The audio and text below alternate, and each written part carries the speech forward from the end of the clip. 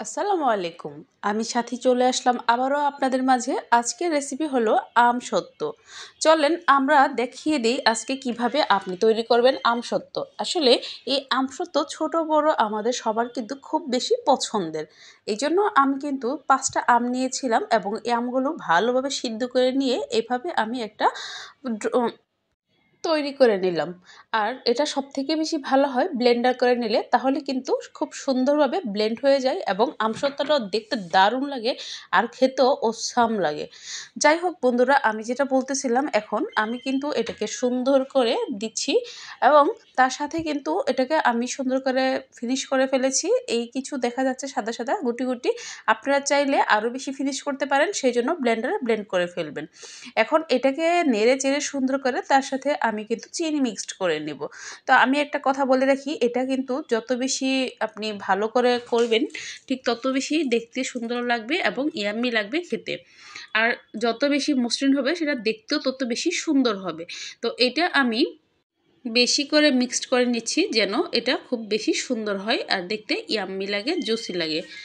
তো গাইস, আসেন আমরা এবার কিছু কথা বলি, যেটা হচ্ছে আপনারা কিন্তু কম টাকার মধ্যে এটা বানিয়ে ফেলতে পারবেন। বাজার থেকে 1 কেজি আম দিয়ে আপনি প্রায় অনেক আম এভাবে বানিয়ে ফেলতে পারবেন। এইভাবে এটাকে বানিয়ে ফেলার পর দেখতেই পাচ্ছেন কি সুন্দরভাবে এটা উষ্টে পিষ্টে লেগে নেই এবং সুন্দরভাবে মিক্সড হয়ে গেছে। তো বন্ধুরা, আমি আগুন জ্বালিয়ে এটাকে জাল করতে থাকবো, বেশিক্ষণ জাল লাগে না। আর সাথে কিন্তু বিট লবণটা আমি দিয়ে দিয়েছি। আর আমসত্ত্ব বানাতে সব থেকে বেশি প্রয়োজন যেটা, সেটা হচ্ছে বিট লবণ। আর আপনারা যদি ঝাল খেতে চান তাহলে এর সাথে অবশ্যই ঝাল মিক্সড করে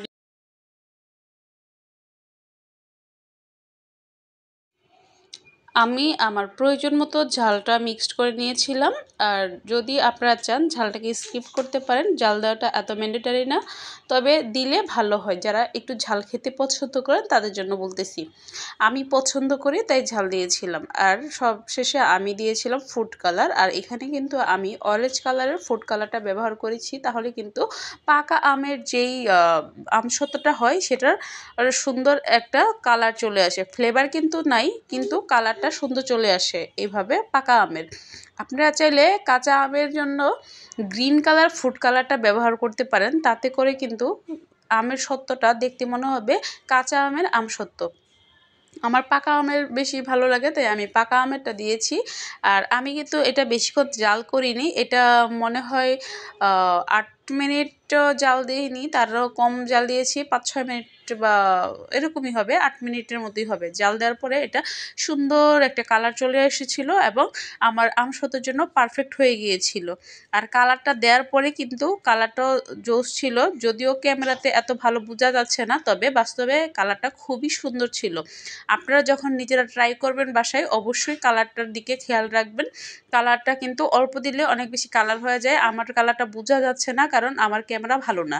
তো আমরা কিন্তু মোটামুটি এটা প্রস্তুত করে নিলাম। এখন কিন্তু আমি এই যে প্লেটটা, এটার মধ্যে হালকা একটু অয়েল লাগিয়ে নিলাম। অয়েলটা মিক্সড করার পর কিন্তু এটা যখন উঠাবো তখন কিন্তু খুব সুন্দরভাবে উঠে যাবে। এই জন্য আমি মূলত অয়েলটা দিয়েছি।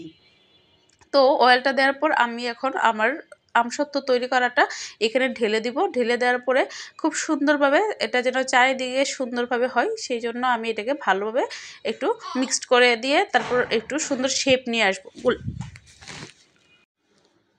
তো এইভাবে কিন্তু আমি মোটামুটি আমটা নিয়ে তারপর সিদ্ধ করে তারপর এটাকে ব্লেন্ড করে এরপরে এর সাথে চিনি মিক্সড করে তারপর চিলি সস, সরি, মরিচের গুঁড়া দিয়ে তারপর একটু বিট লবণ দিয়ে 8 থেকে 10 মিনিট নেড়ে চেড়ে তারপর আমসত্ত্ব বানিয়ে ফেলেছি।